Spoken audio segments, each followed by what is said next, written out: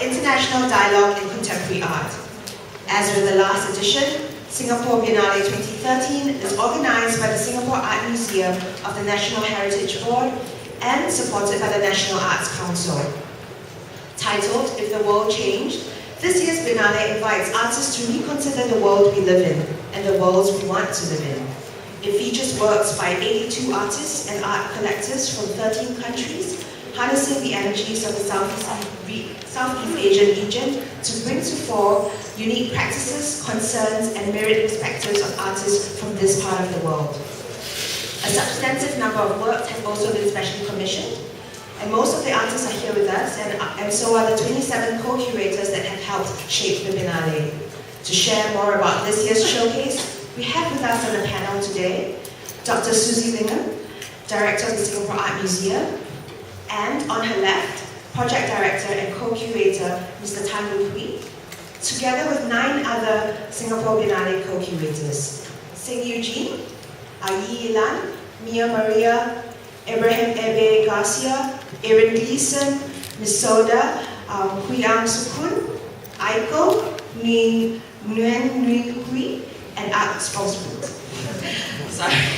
To kickstart today's event, please join me in welcoming Dr. Susie Lingham, who will provide an overview of this year's Biennale and the Singapore Art Museum's commitment to developing Southeast Asian contemporary art. Susie, please.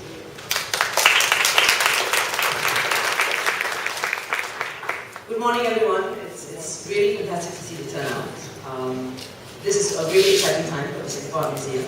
We're feeling really thrilled that we could be the site where so many different perspectives are put together. And for the first time, in fact, having so many different curators working together has been quite a challenge, but at the same time, I think absolutely necessary, given that the Southeast Asian region is something that we've been championing, actually since 1996, when the Singapore Art Museum was first set up. And then more recently, we focused on contemporary Southeast Asian art practices, much more closely and much more intensely. And I think this year's If the World Changed Singapore Biennale 2013 is in fact a fantastic platform where we can actually, for the first time, put everything under a magnifying glass, very, very close, and at the same time, very, very wide. So in that sense, what we're trying to do with If the World Changed is what we've been doing all along, but with much more greater focus and intensity. One of the differences with this particular Biennale, I think, is that it's collaborative. We're collaborating in terms of countries, cities, curators, artists, all curating together. And in a way, we feel actually very, very privileged that we could be the institute that hangs everything together in a way, literally as well, and to provide context. I think that's one of the key things we're trying to do with this. Tan Lu Hui, who until recently was the director, actually oversaw quite a lot of this process, the collaborative process, and in fact, we worked together because I was on the advisory committee as well. So, in a sense, overseeing things together, we've been trying our best, I think, to put together what is an extremely complex project. I think there was a little bit of questioning about why such a complex project. It's almost something that we can't avoid, given that Southeast Asia is complex by nature. Regionally, philosophically, ideologically, culturally, it's not a single entity. It's many, many entities, and we're trying to see that from as many perspectives as we can. And I think the collaborative structure of the co-curatorial team, 27 altogether, including many Singaporean co-curators as well as the SAM curators, putting together something that was pure vision at the start, and today, actually we see in reality. It actually, the nature of that collaboration, I think it helps to reflect the complexity of the region. And we need to simplify it because it is complex. I think that's what we're trying to put across here. With If the World Changed, that particular theme, something that's so much on our minds, everybody's minds, the whole world actually. Which is why even though we have Southeast Asian artists as our core focus, and our co-curators as our main curators for the whole Biennale, we also have a few international artworks in a sense that spoke to our theme and helped contextualize the Southeast Asian region. You will notice as you go throughout all the sites, we have many. We have Singapore Museum, the HQ, the National Museum, the Waterloo Street Art Centre, have I missed anything else? Yes, the Peranakan Museum and Fort Canning, as well as Tank Road. We had isolated works structure there actually on Tank Road. All these places, in trying to curate so many works, there are 82 works altogether. And in trying to curate all these works and to hang it together curatorially, we realized that there's no simple theme, even though we have If the World Changed as a key hanger. There were so many issues arising, and you'll notice on the walls, on the wall graphics, about 20 words. And those 20 words, which include things like geographies, histories, prophecies, interventions, culture, futures, apocalypse, all of those were arising from the many, many words that came together. And in a way, we hope that that will help you frame, but without being too definite, but help you give a context when you walk into any zone, in a sense, that's been set up, so that you will have some kind of context through which to understand the works on display. One of the things that's also very different about this Biennale is that we are not going the way of a pavilion, so we're not having a country pavilion. You'll notice that the works are all integrated. We have Southeast Asian artists integrated, but it's more about the works rather than which country you come from, in that sense, even though at the very start of the process, the co-curators are coming from country-specific places. But in putting the works together, it's not about the country per se, but how the works and the artists and the co-curators spoke to each other.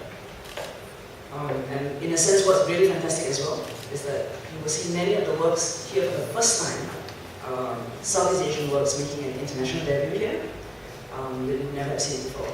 So we're really, really excited about that. Welcome to the Singapore Biennale.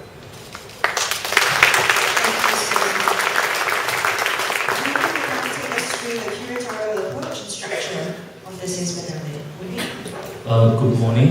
Thank you all for coming, all our friends and colleagues from the art world and media of Southeast Asia in particular, of Asia and the world beyond.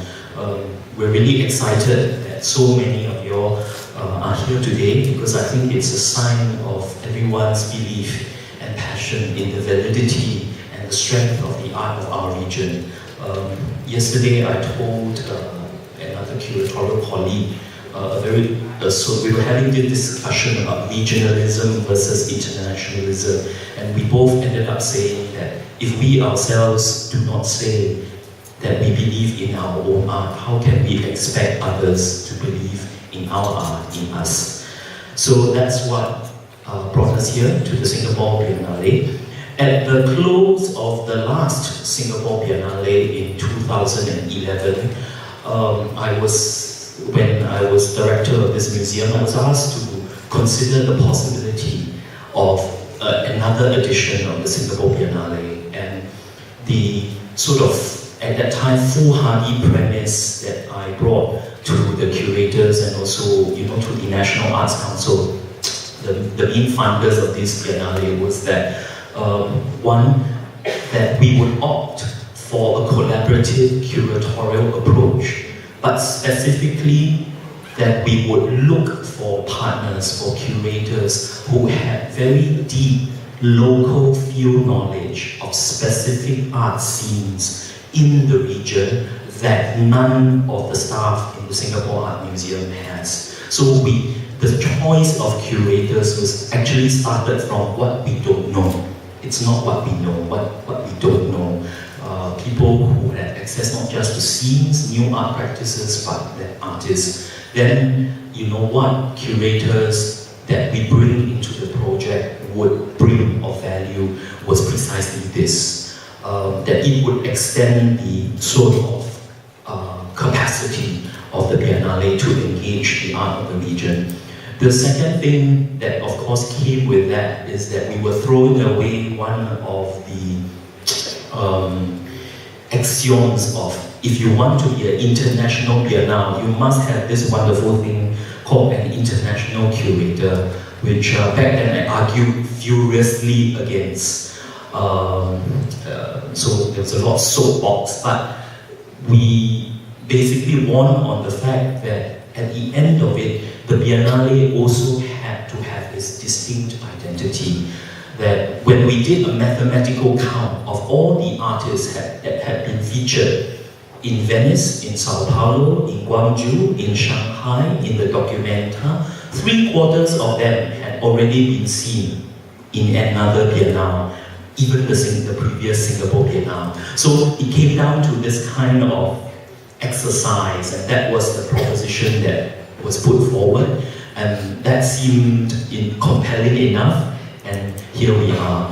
Of course, not having a sort of uber curator, but in a sense casting curatorial decisions out onto a field, a group of 27, and we chose very strong-minded curators. I don't think anyone is a wallflower in this team. Of course, I was told I'm mad.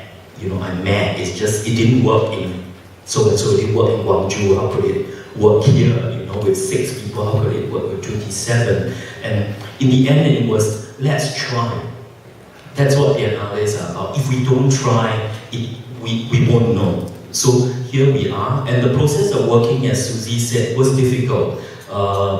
We had 3 almost 1 week sessions in this room where we sort of locked everybody out and forced everybody to come up with things. You see all the laughter there. I think it wasn't so funny when we were in the middle of it. So yes, it is very difficult because you are talking about creativity and people who are very, very passionate about what they do. But in the end, this is what we have for you here today. When you go through, what you will see comes out from that kind of process. And as Trung Lung, who is sitting here, said a few days ago, in the end it's about the art, right? We may fight, but in the end it's the art. Let the art come out and we would have done our job. So later I think the curators will say a bit about their take on it, but at this moment I just want to end by just calling out and thanking the other curators, co-curators who are not on the stage. They are among you in the audience, well, most of them. Angkrit Achirayasapon, is he here? That's Angkrit. He's very shy, so he's hiding behind the curtain. Aminuddin Siriga Ucok. Yes, Ucok. Ucok is there.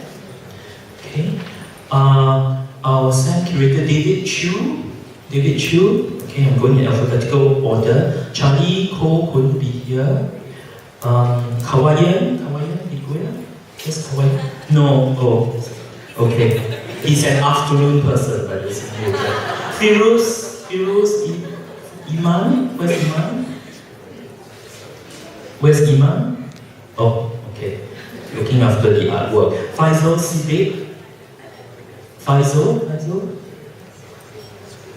Okay, somewhere. Okay. Tamaris, go. Tamaris, she's definitely around. They're shy. Okay, Michelle, go. Michelle, that's Michelle over there. Khairuddin Hori. What's Kai? Taking care of one of the works. You see how dedicated they are. How incredibly good. Claro Ramirez. That's Claro. Come on, show yourself. Okay, looking like a movie star. Okay, Tan Siu Lee up in front with Tae Sri Lin. Charmaine To. Oh, she's with Royce. Apparently, that's the answer. Joyce To. Joyce To. Of course, the imitable Trung Lung. Naomi Wang. Right? Okay. Did I miss out anyone? Okay, he's on my list, so I couldn't have missed out anyone. So, thank you all for coming and for believing in the cause of Southeast Asian art and the cause of contemporary art. We hope you enjoy the Biennale. Thank you. I would now like to invite each of the co-curators on the panel to share their thoughts on curating this Biennale. We will start off with Sing Eugene. Thank you. My name is Eugene, and as was, we talked about the kind of curatorial discussions that we had, which was really intense. and we thought about the theme, if the world changed.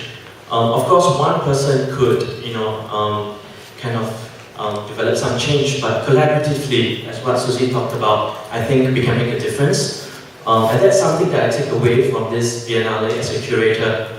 For example, we worked really closely with Mia, Suri, with the Indonesian artists Tita and Iwang. I'm not sure if Tita and Iwang, they are here, no?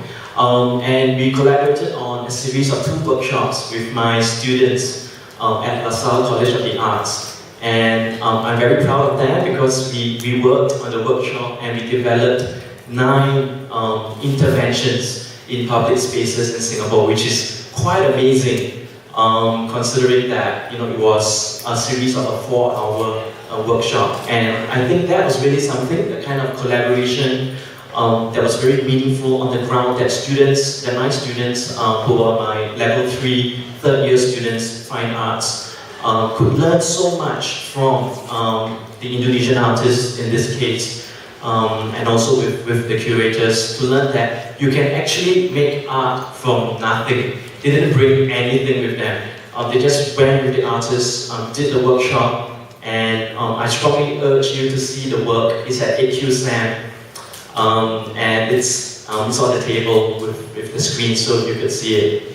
So this is the proud teacher saying, yeah. And of course, with the artists that I work with, Yuri Lau, Guo Yiqiu, as well as Sai Hua Kwan, we worked hard as well to make works that, kind of, at least for Yuri and Yiqiu in public spaces, and for Sai also thinking between regions. So regions being Latin America as well as Singapore along the equator. So that's Sai Hua Kwan's work. So for me, I think I take the sense of collaboration from a very local level, workshops working with Indonesian artists, and also kind of inter-regional level as well, which was true of Sai Hua Kwan's work.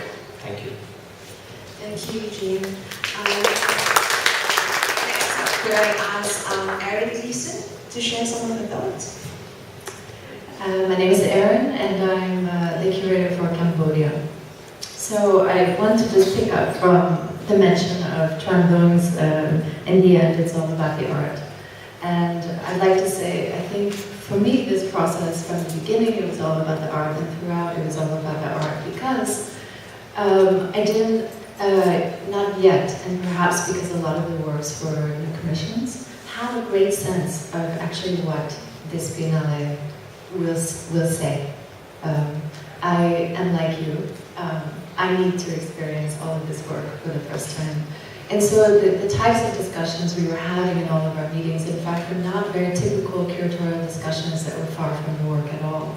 In fact, we focused completely on potential works.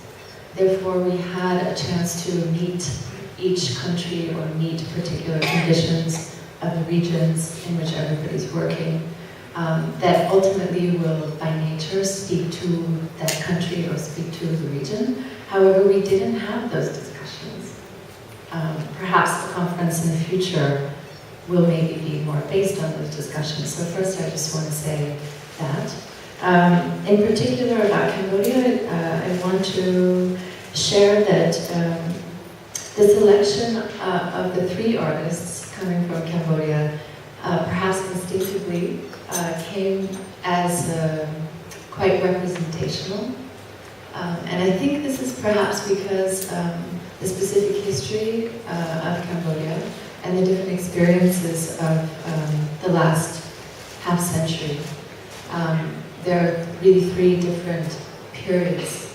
And so by having a generational diversity, you have sensibilities from those periods that people lived through, and also representational in the sense of education and representational in the sense of practice in media.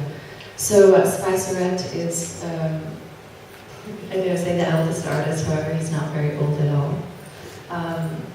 And he was born in 1972 and therefore lived through some very challenging histories. Kwai San was born in 1982, after the war, but during another war. And Albert Samred was born not in Cambodia, in in the largest diaspora settlement in America, Long Beach, in 1987. So these are very different perspectives on their own. Educationally, the artists are from very different schools and schools of thought. There are 2 art schools in Cambodia. One is in the Northeast, and Spicer Red was a co-founder of this school called Phar Peninsula. And Kwai Sanam went to the National Art School in the capital. So very different texture. And Albert Samret's representational in the way that the diaspora coming back to Cambodia are from very reputable art schools in the United States. He's from Cal Arts. The practice in media, they're all different. Spice Red is working in a very durational performance and very large-scale sculptural works. And Kwai Sanam is a performance artist and video and photographer. And Albert Samret, the work here, a very large range of works, and the work here is a sound piece. So just very briefly, Kwai Sanam is looking at urbanization, and the particular work here, which is something that reaches across the world. It speaks explicitly about Cambodia, but it's absolutely something that touches everybody. And Spice Red is looking at conflict resolution, histories of war, both personal and national. And Albert Samret, the piece outside here at SAM, is something like uncertainty is stepping into authority. Thank you. Thank you. Next, I would like to invite Nia Maria to say a few words. Hi, my name is Nia Maria. I'm based in Jakarta, Indonesia. I found the whole process has been challenging as much as it has been encouraging. From the whole process, what I found most important is the defining and mapping of each Southeast Asian country in the ASEAN.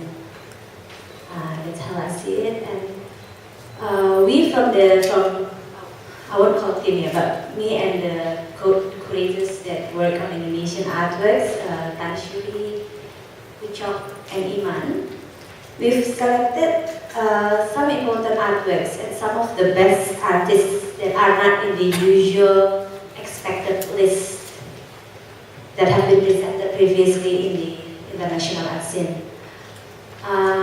Not that we're trying to dodge or resist the expectation, but it's more like, I've got notes here, but it's more like giving more space to the other good artists, adding it to the list, and giving a view of another perspective of Indonesian art, and pin it in the map of Southeast Asian art scene. That's how I see it. And we're also seeking to show works that are relevant to the contemporary society, contemporary Southeast Asian society, and works that communicate well with the public. I see that very important. The hope is so that the result is that the public can see the relevancies of the idea of the artworks with themselves, with the Southeast Asian society, with themselves, yeah. And that's why you will also find quite a long list in Indonesia list. Yeah, you will find quite a long list of works that contains social responses, public space intervention, and public participatory projects. Yeah. Okay. We've got a few, quite many of the public participatory projects. I can see that some of them, like the artists are here. The Comuni photography project, it's placed in the National Library. They are inviting Singaporean public to submit their works, to submit their photographs taken from using their gadgets, including the gadgets like iPhone and things like that, and just submit it to them, and it will be a part of their Biennale artworks. And also another thing, if you go to 8Q, you will find a very cute provision shop that is very typical Southeast Asian. And in there, also accompanied it with the very funny video advertisement. You really have to see the videos, I think. Basically, the shop is selling unnecessary rubbish. Seriously, that boy, Anggun Priambodo, is selling rubbish that I guarantee when you see it, you will want to buy it. I think in relation to Singapore, and Anggun is from Jakarta, yeah, he's from Jakarta. I think Jakarta and Singapore in that relation, I see that we urbanites are not so much in producing our main necessities like rice, clothes. We don't produce that. Those are the main necessities. And because we're not producing so much, we tend to consume, and we consume with the idea that buying things will make us happy. So you can go there from tomorrow onwards. You can buy their rubbish and be happy. Yeah. And also another public participatory project that Eugene has mentioned. We've been working on it, and it's been fun, and just play. You will be the Urban Play by Irwan Ahmed and Nita Sarina. You will be able to see their works, the documentation of their works in AQ, but you will also find their projects scattered around the Biennale site. You can go down the SMU underpass in front of STA Travel. They will have their project 10 years later. You will find an installation of envelopes, and if you want to participate, you can put the items that represent things that you think is very important for you at the present moment. They'll keep it for 10 years, and they will return it to you, to the address you give.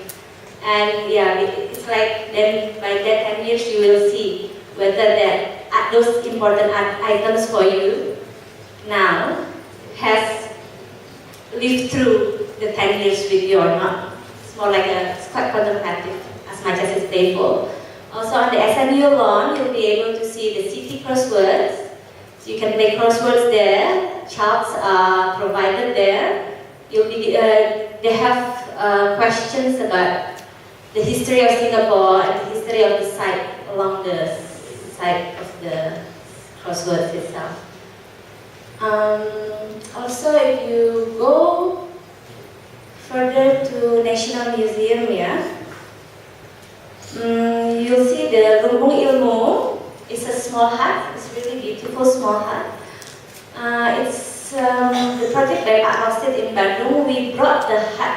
The hut used to be in his backyard, and he created a library in the hut for the people in the village surrounding his house to read and learn something from the library.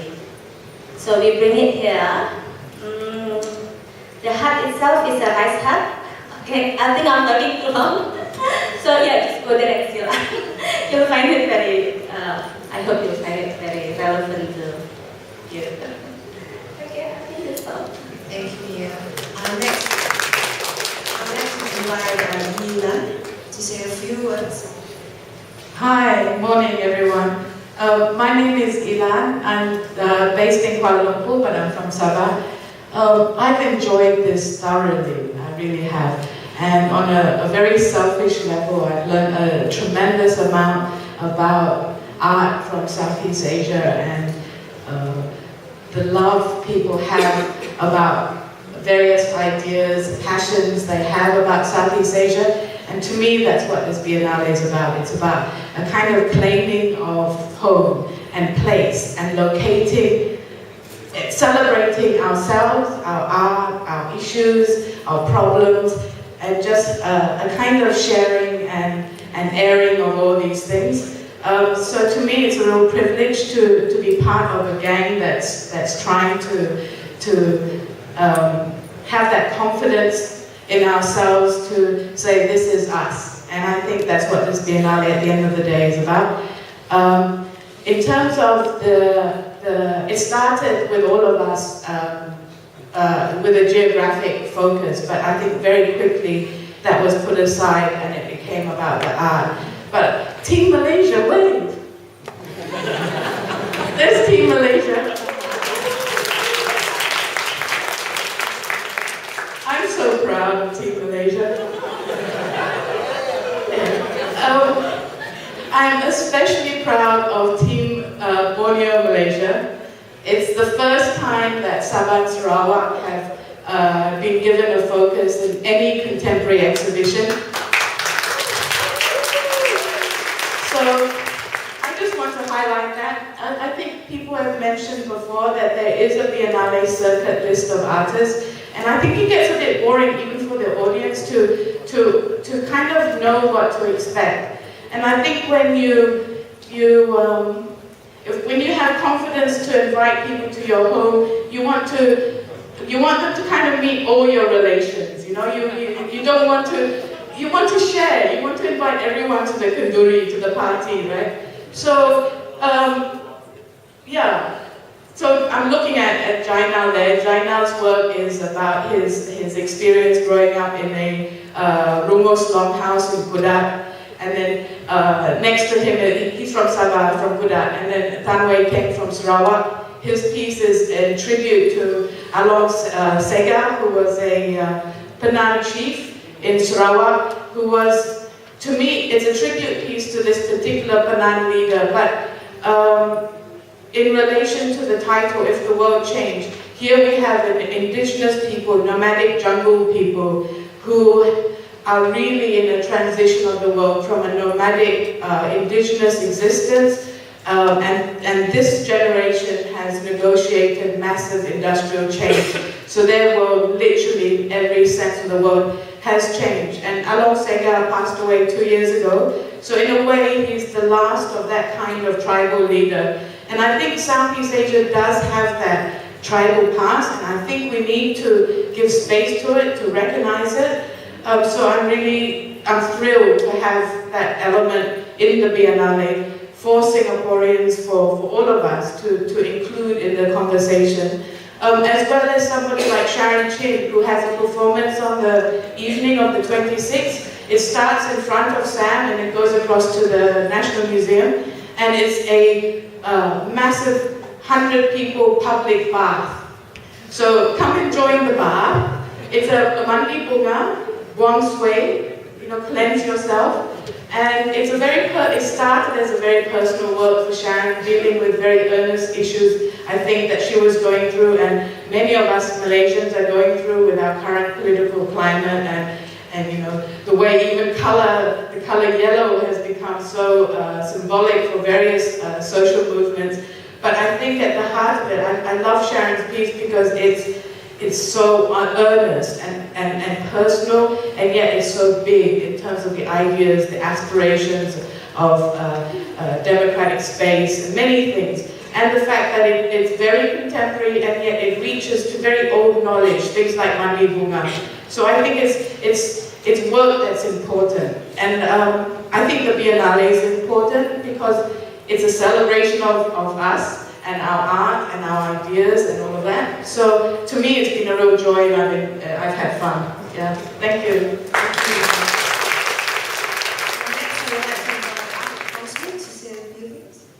Hi, good morning. I'm Mark Foxman from Thailand. I have a team of the two co-curators, Acharya Sopon and Michelle Ho. No need to wave because it's too small.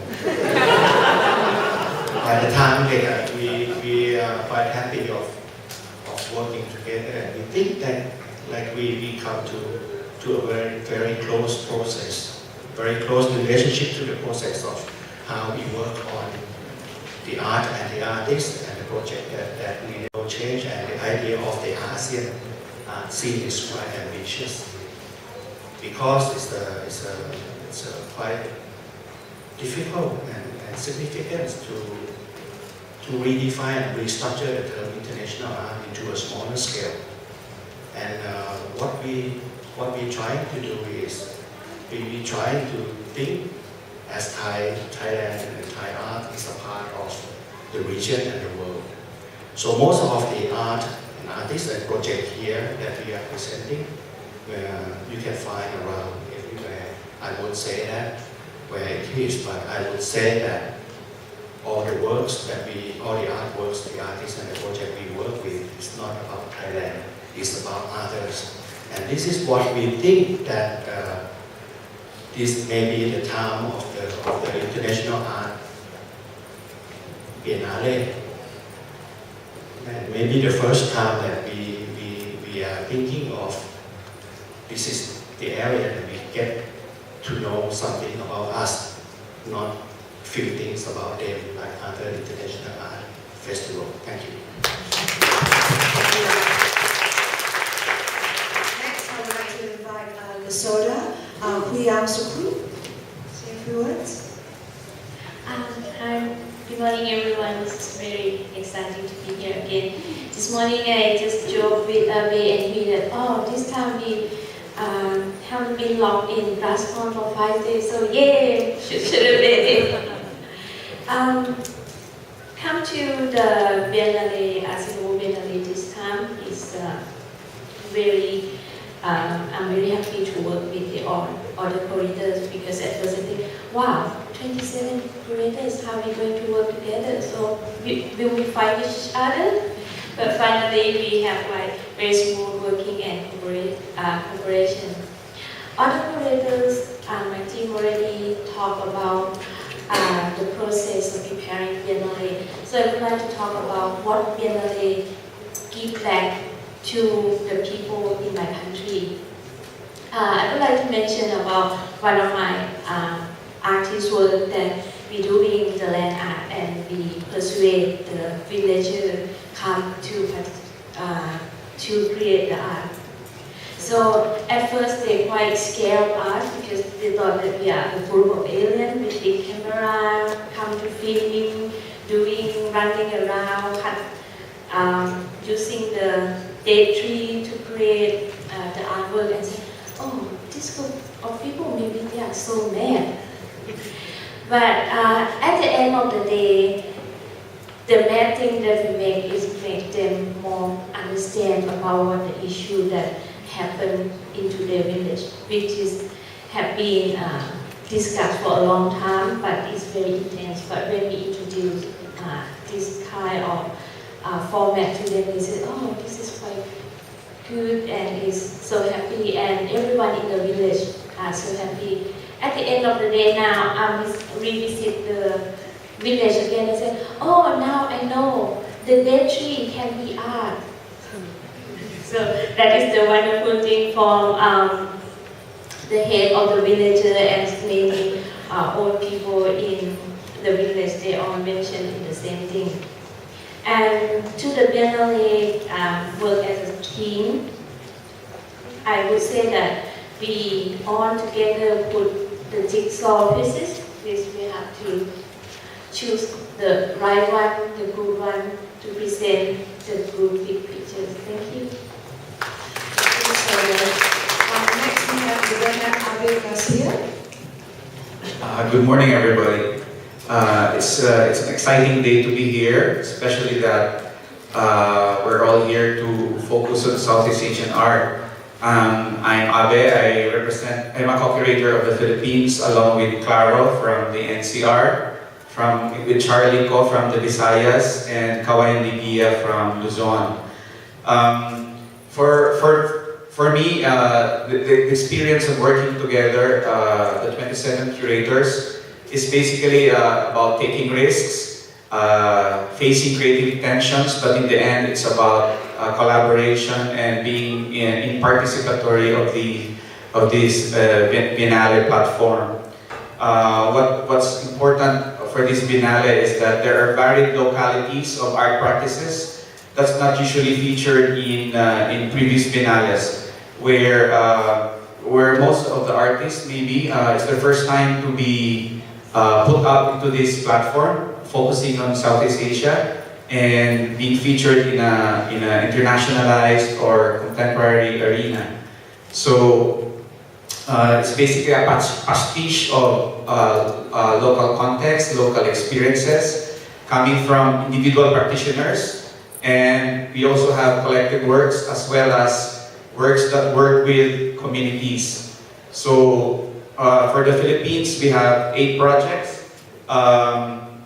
From the National Capital Region, we have Leslie De Chavez, Kiri Dalena, Nikki Luna. And from Luzon, we have the Axis Project. They have worked with communities for this project. And for the Visayas, we have Manny Mantilibanu, who's doing a video project. And of course, from Mindanao, we have two collectives and community works from Siete Pesos and the Talanding artists.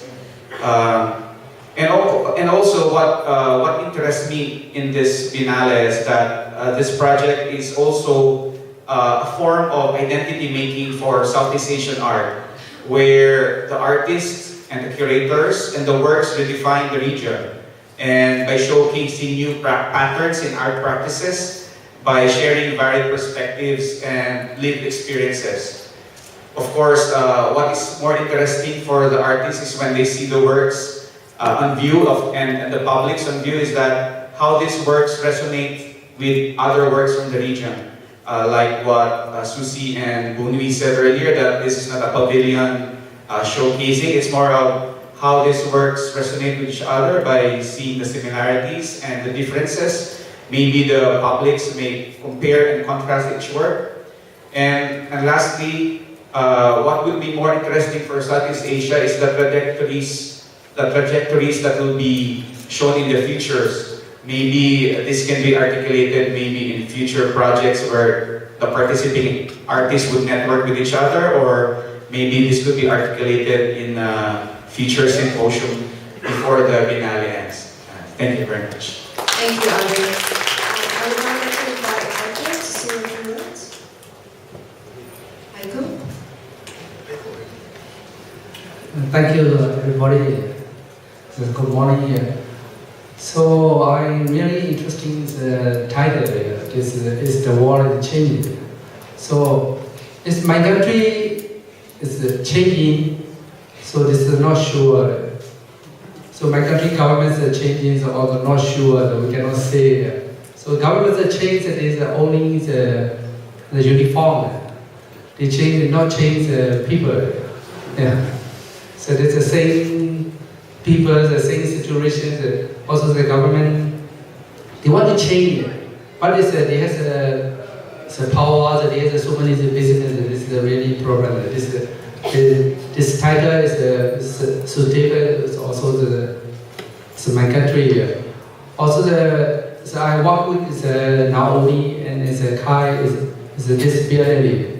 So two artists participate in this Biennale. Also Popo and Nelly. I worry about the Popo Award. So his hours are very far away in the forest. Nobody can see it. Also because he's always stays alone. Also isolated. Also the Nelly Award is inside the sun so she can reflect our country's situation. The government changing is also the education, also the social is not really changing. She can reflect his award. Also this Biennale is very important thing is focus is Southeast Asia. Because most of the Biennales they focus only the internationally. So now is a single Biennale they focus only Southeast Asia. This is very important. Because our Asian countries, we have their own philosophy, their own identity, and their own culture. So every artist, regional artist, they can reflect their own culture and their own philosophy. Thank you.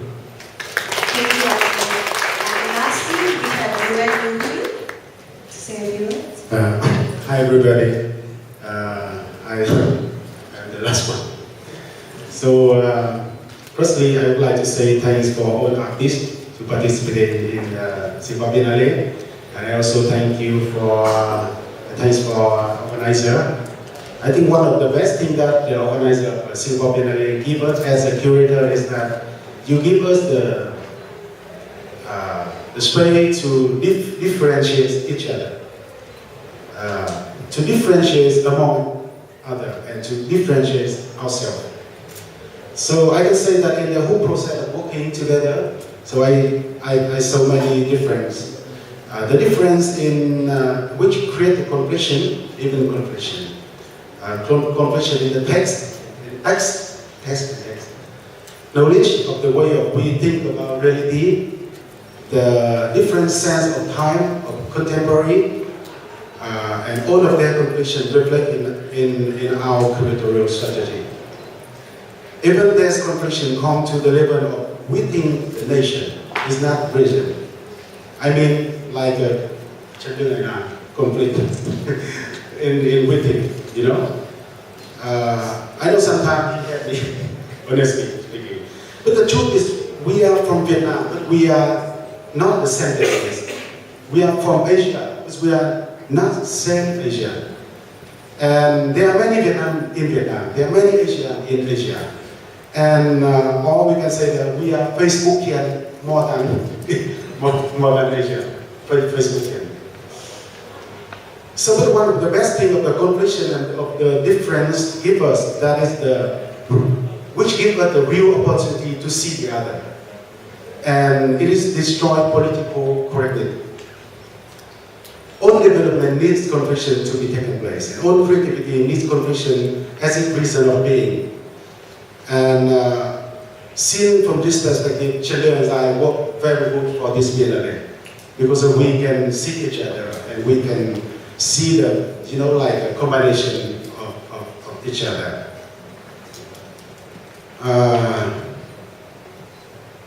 This confliction forces us to see the other and the otherness, and for philosopher Hans-Rock Gadamer, seeing the other and understanding the other is the way to extend our horizon, which can help us to live with the other. And our curatorial decision, I mean in our nation, decision, at the same time mirror each other and ignore, reflect and neglect, and I think it's really good for the audience to see that. It's going to be long. Okay. So all the artists, Vietnamese artists, and I think it's reflected in our combination. So for me, I think the first time I can see the very diverse combination of Vietnamese artists in terms of subject matter. I mean, discussing subject matter, and now you can see very different with previous, you know, fashion edition. Now the subject matter of Vietnamese contemporary art is very diverse. It's not just only ideological politics, but it also post-colonialism and globalization criticism. So I think it's a really, really good chance for audience to locate the new issue of Vietnamese contemporary art. And I think it's also the new concern of Vietnamese people now.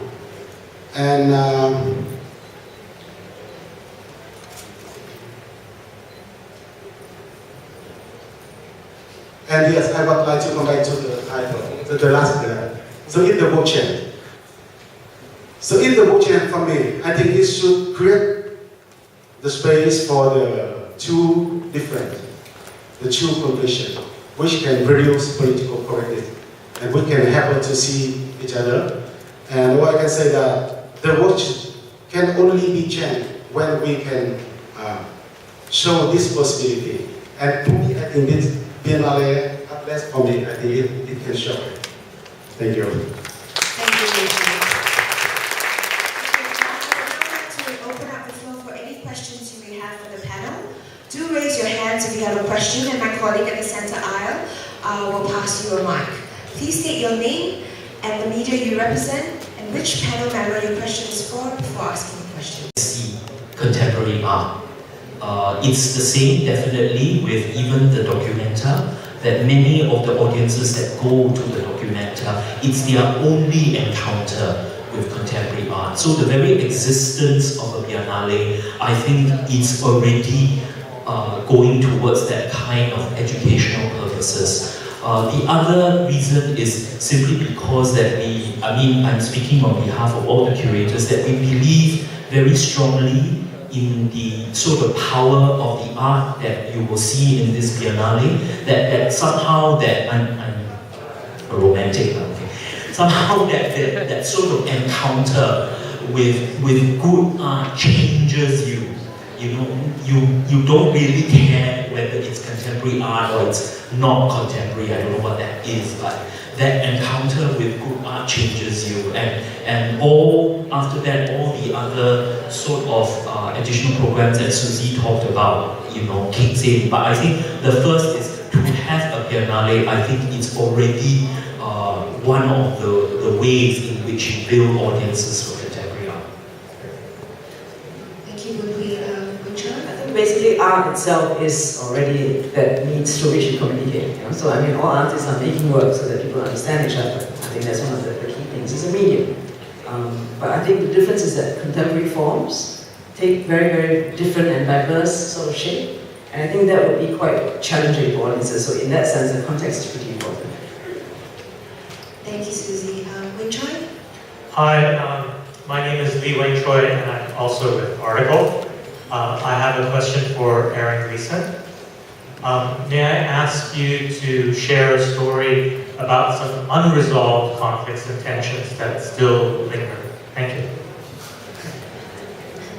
With the Biennale? No, with the curatorial team, because a lot of you had already mentioned there were lots of tensions and everything. It'd be nice to hear something specific.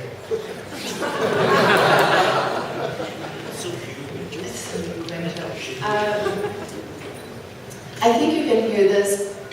I think you can hear those tensions just from what everybody has said. So maybe it's not specific unless you put them all against each other. But in fact, within one person's talk, they're saying this is us and this is not us. Or we never had the conversation of, is it right to position identity formation? Is that the purpose of this? For some people, yes, and for some people, absolutely not. Thailand, this is not about Thailand. But then this is about Vietnam, but it's about many Vietnams. So I think this question of identity is something that was absolutely not explored, not discussed. However, for some places, in some contexts, for particular cities, for particular regions within regions, it's very important. So this is definitely one outstanding and major conflict, I would say, within the structure of what some people are saying, what some people are not saying. I think also you can hear a self-consciousness as well. What is contemporary? What is contemporary enough? What is not contemporary? The first time non-contemporary art has been brought into a contemporary context. This has to be also discussed. We'll see it. Perhaps maybe you locate some works that are contemporary as not contemporary, or some works that are not contemporary as contemporary. So this is an unresolved discussion. I think there's many. Those are two I can think of that came up from what we heard. Thank you. Hello, my name is Mario Shi. I'm writing for the art magazine from Taiwan. I actually have a similar kind of question, but not about identity, about the representation of strategies. Because of the model of curating, it seems like this, you can call it a curatorial congress from this region. And so, but on the other hand, I hear, these curators actually propose some different ways to present their own country or the region. And particularly, I don't know whether each curator only select artists from their own country, then this type, representation or strategy, should be discussed. Because in a way, this whole kind of model is a forum, it's a congress of curating. And so I want to ask the organizer, particularly, what is the point of this representational politics or whatever you call it? Or each curator has their own view about how they represent their own country or their region. In what sense? Because I think representation is different from the issue of identity. You don't need to force into kind of identity, but at the same time you represent. So in what sense is this representational? think Susie or Ruby, could you take this? I would say one thing very quickly. We had no curatorial prompt, and I think that's really important. We had absolutely no guidance. Really. And I was shocked that there was really no guidance. And so I think in this election, curators, they each had their own strategy, and I wouldn't necessarily say that that was representational within each. So you're not necessarily getting a congress, you're getting like, Lawrence Wiener has a piece that says bits and pieces put together to form a semblance of a whole. It's like a semblance. I suppose there is, your question falls at that kind of what exactly, how much can you predetermine or thematize a Biennale? Usually when we discuss Biennales, frequently the reality is we are often, because of specific training, trapped within certain sort of ways of thinking about the output. In a very functional way, the output of a Biennale, that somehow it must make sense. Here we did it slightly differently, that we somehow, had the sort of belief when we started and we chose all these curators that, there was the end point that somehow we believed that if a group of people who believed in our cause came together, the artworks would in a sense also escape the limits of their origin. That somehow they would, even when it is unresolved, and sometimes it's good that some of the relations between them are unresolved. That's the point of this structure. It's not to have everything fit together in a nice way. Some things fit together very well. Some things have a sort of creative tension among them. They sort of rub a little uncomfortably with each other. But I think when we came into it, as Erin says, it was like, gee, really? Each of us were looking at different things. How exactly did we? And I think it was, for me, it was the point when the first proposals for artworks, and they really are proposals because many of the works had not been made yet, and we were talking about intentions and concepts. When these came together, then that sort of, debate about how they would connect and not connect, that sometimes we had to agree that, certain things are in a sense had that kind of gulf, but it's good, just leave it there. So, there is a sense, half the answer to it is you will see it, hopefully you will see it in the exhibition, that as the artists produced and as the curators went back and worked with their individual artists to produce the work, a certain sort of different form of life starts to grow, tendrils start to grow in unexpected direction. So what you will see later, it's not, you won't see, for example, a militantly thematized, like every work expresses everything in that blur that you see in equal intensity.